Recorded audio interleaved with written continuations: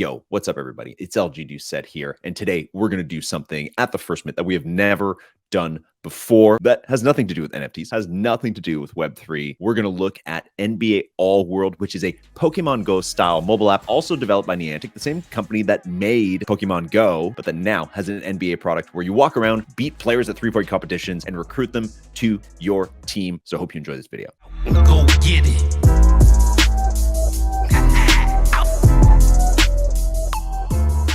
Okay, so what is NBA All World? It's basically a Pokemon Go style mobile app where you walk around town, challenge players, recruit your team, and level up pretty much your whole squad. It is fully licensed, and it actually features real players that are in the NBA. My honest review of the game is that it's a very fun and simple metaverse RPG. I love that you can collect real basketball players and that you can customize them with swag, and which also levels them up. The global tournaments kind of give a good sense of community, and I could see a potential for NBA teams in the league to incorporate this into their in-arena experience. The fact that only 75 players are available is kind of both good and bad, but it's also ripe for expansion for new players to come into it and rookies, so I could see them kind of expanding the game with that roster. Basically how it works is you walk around as an NBA player and other players appear in the game. You challenge them to three-point contests, and when you win, they join your team. You can also collect upgrades and gear, which then you can use to improve your players or give them temporary boosts or give them energy, which then makes your player a little bit fresher in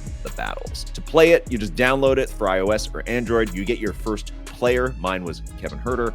You walk around town, find some players, and then play in those global tournaments. To collect some of the better players, you have to level up your team level. You can only do that by leveling up certain players, completing certain tasks, walking like 10 kilometers, and then as you progress to different levels like 3, 4, and 5, you get to collect better players like John Morant, Jamal Murray, and so on. The absolute best player you can get in the game is, of course, LeBron James. You have to get all the way to level 20 to get him. There are two types of gameplay. There's shooting, which is basically your player stationary, and you have to shoot in a three-point contest. And then there's one-on-one, and that one's a little bit harder than the shooting. The shooting is a little easier to kind of perfect, but the one-on-one, sometimes it kind of feels like the computer, the AI, is cheating a little bit. But again, if you boost up your player, usually pretty easy to win those. What I would recommend is to really stick to your starter, level him up as much as you can. And then once you hit level 4 or 5, you'll be able to get certain all-stars. You want to work on them. You want to kind of like level them up as well so that you have a better chance. Unlike Pokemon, where there's kind of more of incentive to have this big team, I actually found it was easier to just focus on 1 or 2 players,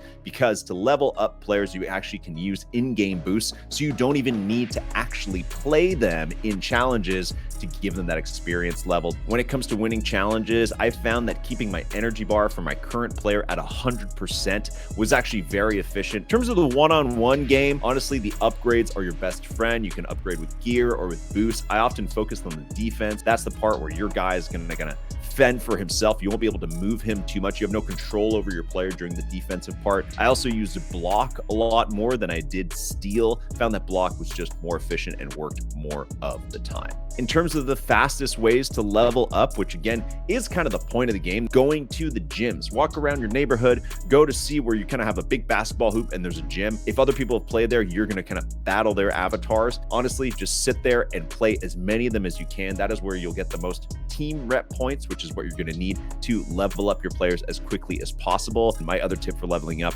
was to just use 1-star player. I focused on John Morant and gave him as much gear as I could, and then using some of those XP boosts to level up when I needed for the team levels to keep going. I could see this game sustaining a broader interest than Pokemon Go, because Pokemon Go was kind of a flash in the pan in the summer of 2016, whereas this is probably being developed with a little bit more purpose. But I do think the NBA would need to develop more incentive. I think they would need to find a way to connect it a lot more to the actual fandom experience rather than having it kind of be this standalone. Hope you enjoyed this video. We're going to be making a lot of other stuff that is about the metaverse and about, well, still NFTs and Web3. So make sure you subscribe, and also subscribe to our newsletter, where it was a lot of the same content, but in written form in your inbox.